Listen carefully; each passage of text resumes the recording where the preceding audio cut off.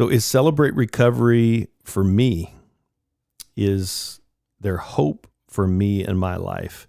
One of the greatest evidences and oxygen for hope in our life is hearing proof in a life change story, a testimony that leads us to maybe take those steps ourselves today. And today we're going to interview someone, a life change story. I'm excited to jump in.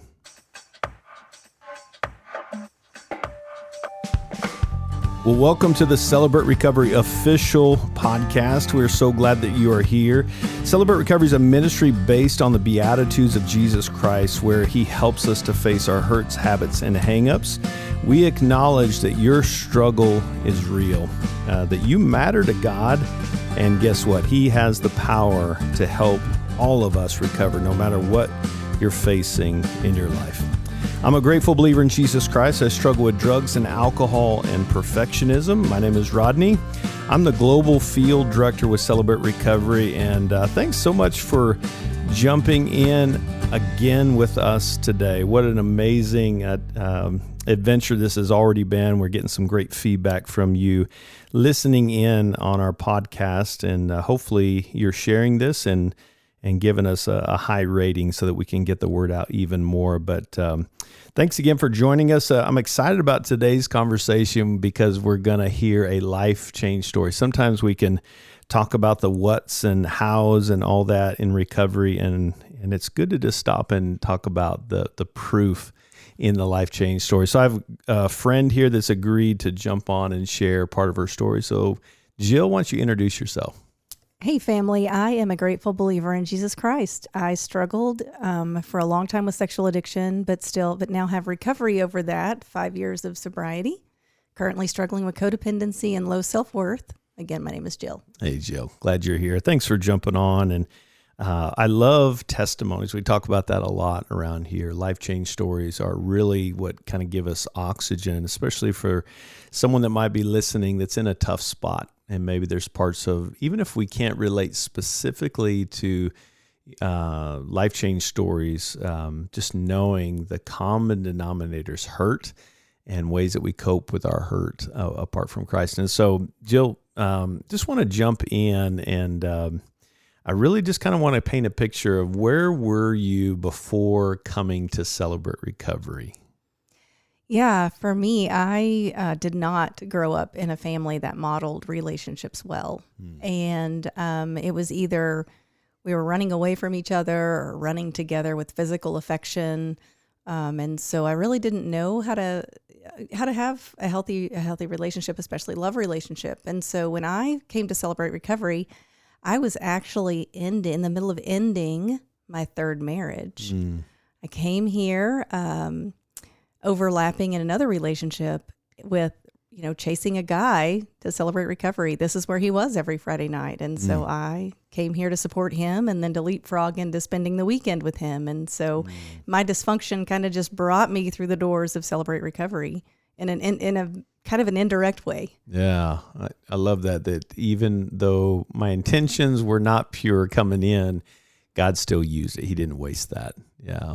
So I wonder if you could paint a picture of just you're coming, you're just going because there's a guy coming and you're kind of along for the ride. And then somewhere along the line, something shifted in you that maybe I need to look inside my heart. Tell us about that pivotal point in your recovery journey where you decided maybe it's time to begin the recovery process. For me, yeah, I was here just in the room feeling like everyone was staring at me. It was one of those things where I was just expecting everyone to be judgmental and look at me and why was she here? Why was he with her?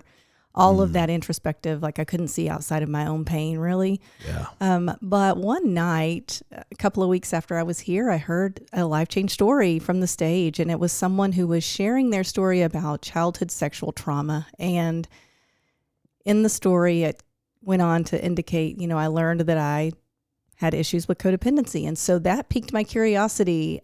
Sitting there and hearing her story kind of flooded me with shame and guilt of my past. And it just really welled up my childhood in me. And so I decided to go to the codependency group. And going to that group, the first couple of weeks was tough because I was angry at God. Didn't have a relationship with him. I was angry at him for my childhood and for not protecting me. And I also didn't trust anyone. And so I just kind of sat there with a chip on my shoulder, but I knew sitting in that space that I needed to be there. And I kept coming back, just hearing what everyone was sharing. I felt like God spoke to me in every person's share. It wasn't just this one person that I connected with, but every person's share. And so there was so much value in the open share group that just kept me coming back. I love that. So yeah, what a great picture of, I'm not sure why I'm feeling what I'm feeling. I'm not even sure I trust you people, but I'm just going to keep coming back and just trust the process. And that's good encouragement for those that might still be on the fence. Hey, just keep coming back and just trust the process as we lift our eyes up. But so you keep coming back, you're sharing, you're interacting with other folks. And at what point did it become, how did you know when it was safe to start kind of going into those places of kind of those scary parts of our heart, as I like to say? You know, I really wanted to go the get fixed quick method. So about week 5, I decided I was going to join a step study. So I bought all the books, I bought the Bible, the devotional. I was just going to do it all over the weekend and everything was going to be fine. And I learned quickly that is not the intention of a step study. No drive-through recovery. No, it's not a quick method. It took me 43 years to get here. And, so anyway, I decided that, I started in my step study, and that's really when I started digging in. I did kind of go in with the understanding or the expectation, I should say, that it was I was gonna be healed. Like life was gonna be better and perfect when I left there. Yeah. How'd that work out? Yeah. But I did realize pretty quickly that, oh wow, I have some ownership for what's happened in my life. Like, yes, a lot of hard, terrible things happened to me as a child, and even, being in adulterous relationships as an adult, but I had to own some of my part too. And so that's when I really started digging in, because I thought, okay, I'm the only person I can depend on and trust. So I need to figure out how to really rely on myself. So I wasn't there yet to let God do the leading. Yeah. But that's kind of where it came from. Yeah. Yeah. So coming to that realization, that's so good for our listeners to take that in. That's a key part to the recovery journey, taking responsibility, owning it, acknowledging it, so that we can begin to go to work. You mentioned some hard things in your past, abuse there in your background, and as much as you feel comfortable, tell us a little bit about your story, your backstory. Sure. Yeah. I grew up in a pretty broken home. My parents got divorced when I was 10, but before that they were just back and forth, running together, running apart, and a lot of physical, affection on display with my parents when they were making up, and a lot of yelling and tension when they were not. And so I came to believe that, you had to be physically affectionate in order to be loved. When my parents did divorce when I was 10 and I went to live with my mom, she, I think, probably had that same understanding in her life, because she was very much affectionate with several men and would leave us in unsafe places with these men. And so, sexual trauma and abuse just became part of my life. And it gave me this false belief that I had to have someone's affection and physical attention in order to be loved. Yeah. It makes sense, and that's so good. It's not that we justify behavior, but understanding behavior. It makes sense that this is the model you were given as a kid, and now in facing pain as you were growing up and now into an adult, this becomes your coping strategy because it's what's been modeled to you. Maybe this is the only way that you can keep everything together in your life. Am I saying that right? Absolutely. And for me, I felt like I had to always have that person beside me. I didn't know how to not be in a relationship, and I didn't really find value if I wasn't in a relationship. I didn't know what to do with myself. I didn't know how to behave, how to act, how to respond, and that led into other unhealthy coping mechanisms for me, like overperforming and overworking to try to make up for the space that I was giving my partner, and trying to become very codependent out of guilt because I wasn't spending enough time with my children. I was always chasing after my partner. And so my children would be, emotionally neglected for sure. Sometimes even physically neglected, because I was always trying to just, keep this one partner's attention on me so that I could feel lovable and good about myself. Yeah. So I can imagine that causes a lot of chaos and havoc in your life. And you're giving me a better picture of what you walked in here with. So you're in open share group, you're in a step study group, not even sure if it's am I even trusting God right now? I'm just kind of going through the motions. And then somewhere in the midst of your step study group, God begins to kind of get your attention. Can you tell me about that? What's going on there? Sure. Yeah. Well, I was at the first lesson of book 2 in my step study, and God was just knocking, like, hey, you're not doing this by yourself. You can't accomplish this step study and get the end result you're looking for if you don't let me walk with you. And so I was still just trying to get through it and get it done and accomplish and check off the box, Yeah. And God just revealed to me that, hey, you've been doing this alone your whole life. Why don't you try me for once? Like, give me a shot, And I remember that Friday night, I found a woman in the hallway going to our open share groups, and I asked her, I said, hey, I don't know how to surrender to the Lord. I know how to grab a blue chip, but I don't know how to really make him Lord of my life, and I don't know what to do. And so she prayed with me, and my life has not been the same since. Yeah. Wow. It had to be scary, knowing you need something, but not knowing how to do it. What a great picture. That's scary to be in that world of feeling like you have to control and manage your life on your own terms. That sounds very familiar with my story and many others. But then coming to that realization, kind of to the end of ourself that says, I can't do this on my own. I need help. And so just even grabbing a lady in the hallway and saying, help, I don't know what surrender is. I know how to pick up a blue chip.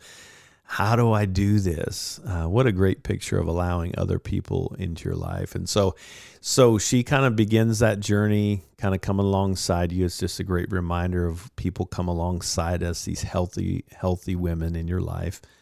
And then what's God doing in that process? What's that look like as you're walking through that process? I didn't know the depth of how badly or desperately that I needed God. Yeah. But I did have a couple of months of relationship with him. And like you said, having someone further down the road who walked alongside me. She mentored me in every step of the way, and I still, reach out to her from time to time. And she was able to give me a means or a process to help me create a healthy rhythm to stay in communication with the Lord, to deepen and widen my belief and my faith on him, my dependency on him. And the timing was just godly, because it was just a couple of months later, my dad passed away. Oh, wow. Yeah, so now we just throw something else really, really heavy on top of that, and you're in the middle of your own recovery journey, and now some additional hurt, right? And that's kind of the way our world works, right? How did the process, you're working on you, and now you lose your dad, you love your dad. How did you begin to use those tools to help with that process with losing your dad? Well, I needed my women that I had learned that I could trust and open share and in my step study. And so being, my step study sisters, they walked alongside me and loved on me, but they didn't minimize my pain, and they didn't try to fix anything. And that was really eye-opening for me, because I expected all the advice, and I expected all of even though I'd been in this group for weeks and weeks now, I still, wasn't sure. And so, but watching them love me, and I felt filled up, even though they weren't trying to fix me, was kind of a new concept for me. And that really opened my eyes, but also learning that it was okay for me to reach out when I needed it.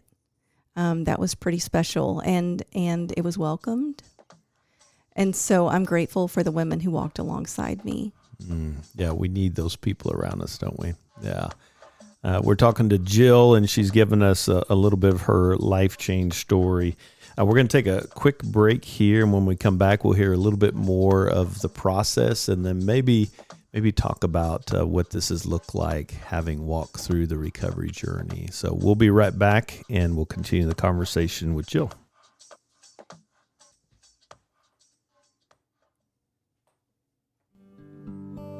Are you and your church looking for practical tools to help you start and run a Celebrate Recovery in your church? Consider joining us for a Celebrate Recovery training conference online or in person. Visit our website at celebraterecovery.com for dates and times. And don't forget to connect with your Celebrate Recovery state representative. They are here to serve you as you walk through this process. Find a rep near you by visiting celebraterecovery.com/reps. Welcome back. We've been talking to Jill and just kind of hearing the fruit of Celebrate Recovery. It's just a ministry that helps us face our hurts, habits, and hangups, and even broken relationships. And so grateful for Jill to be along on this conversation and being vulnerable about her life change story. And so Jill, we're just talking about just the impact of having others in our life. And so you've got the people around you, you're turning the corner on surrendering to Christ, you're inviting God and others into the recovery journey, which is so important. And now you're kind of getting in that inventory process, and then we're sharing it with somebody. Oh my gosh, terrifying. And then working on that forgiveness and amends. What's that process look like for you? What did God teach you through that? Well, God taught me that, even though things that happened in my life were not my fault, I had people to forgive, and I still had some things to forgive I had to forgive myself for some things. And that was probably the hardest part, forgiving myself, for being a neglectful mom, for not choosing the right partners, for so many things, not telling anyone when I was a child, when I was being abused. There were just a lot of things that I had to forgive myself for. And I think that was the first step for me to really find some freedom to continue moving forward with forgiving other people. And in my first step study and working through my first inventory, my focus was not my intended focus. I thought I would go in here, figure out why I wasn't lovable.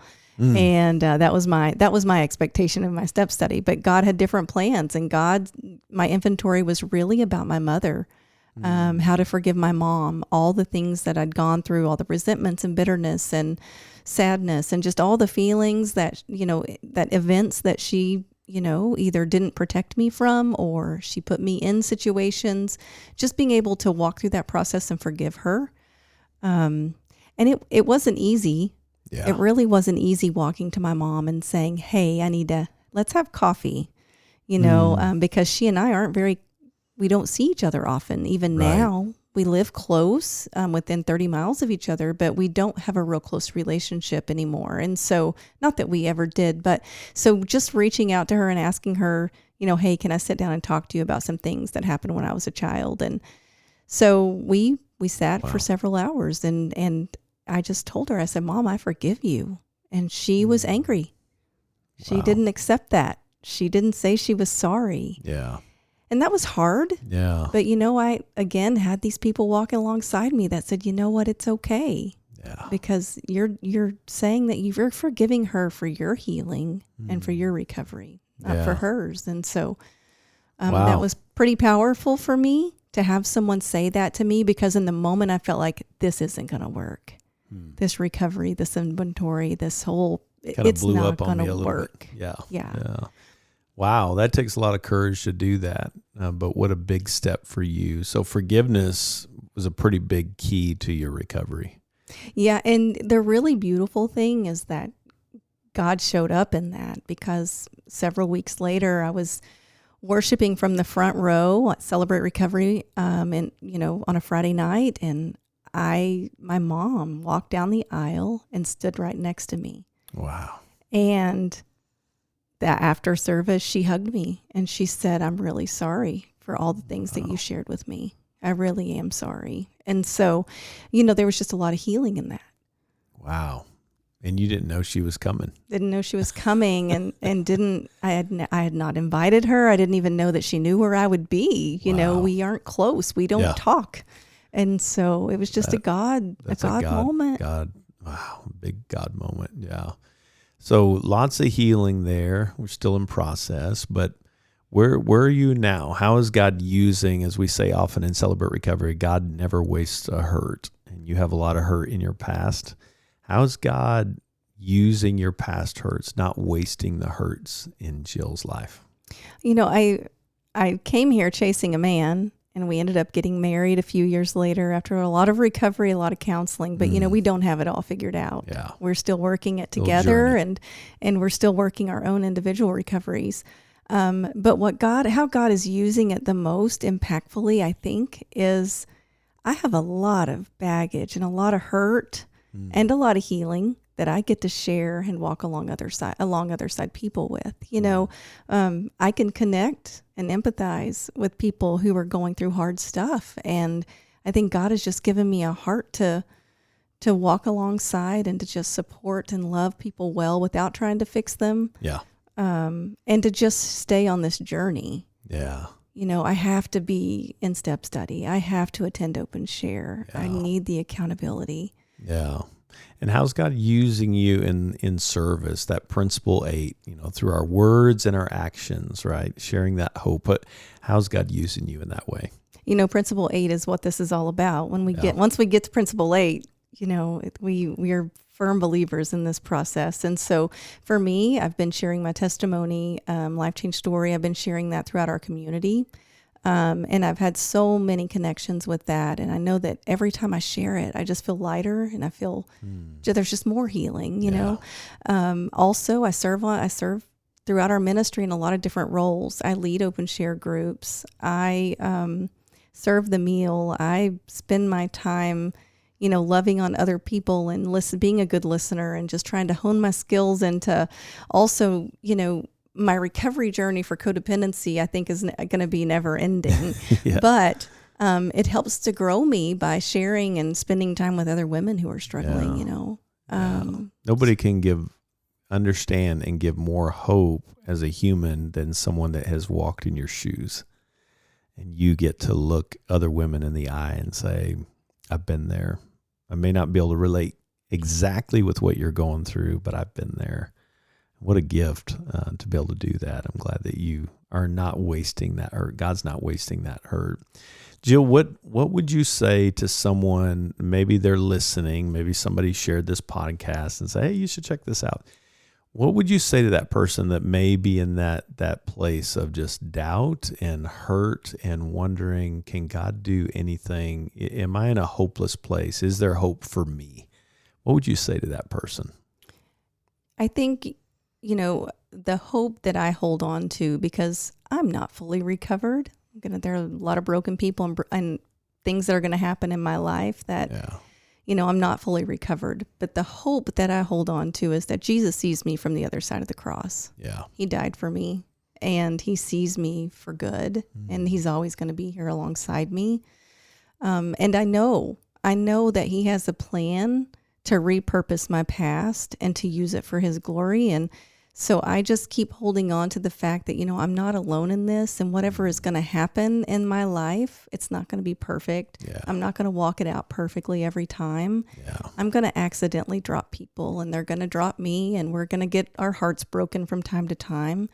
But with God in the center, we know, and we have the tools to be able to pull back together and just say, hey, God, help us. Yeah. He's always there to help us. Yeah. And in this journey of Celebrate Recovery, it's not that we just have to run to God directly. You know, we have a family. We have people who are further down the road than we are. And it's just the knowing that I'm not alone ever. Even when I feel like God might be a little distant, I'm not alone. I have people here who can help me get replugged in. Yeah. What a great encouragement. If you're listening and you're feeling hopeless, just knowing that you're not alone, that there are people waiting for you. Jesus is waiting for you. He's willing, able, and caring, but he's not going to make you do anything, but his hands are wide open. As we were talking here as leaders, earlier, that the greater the sin, the tighter the hug, right? The Father just imagining that, come to me and I will give you rest, and just imagining him embracing us and holding us in that space. He's just waiting for you to come home. And so I'm so grateful for you, Jill. Thanks for taking some time to give us just a snapshot. We know there's lots more there, but thanks for being willing to let us into that space. That's a vulnerable space, and I know that everyone listening, you're bringing some encouragement to. Appreciate you. Thanks for letting me share. Yeah, God bless you. Well, I just want to remind you, if you're listening, you're never alone, and you too can find freedom and healing from your hurts, your hang-ups, and your habits. And maybe you're looking for a group. Maybe you want to jump into this healing journey with millions of other people that have gone before you. Just go to celebraterecovery.com/groups, and you too can find a group near you and find that first meeting and show up and experience the life change that Jill has expressed. Thanks for joining us today. Until next time, God bless you.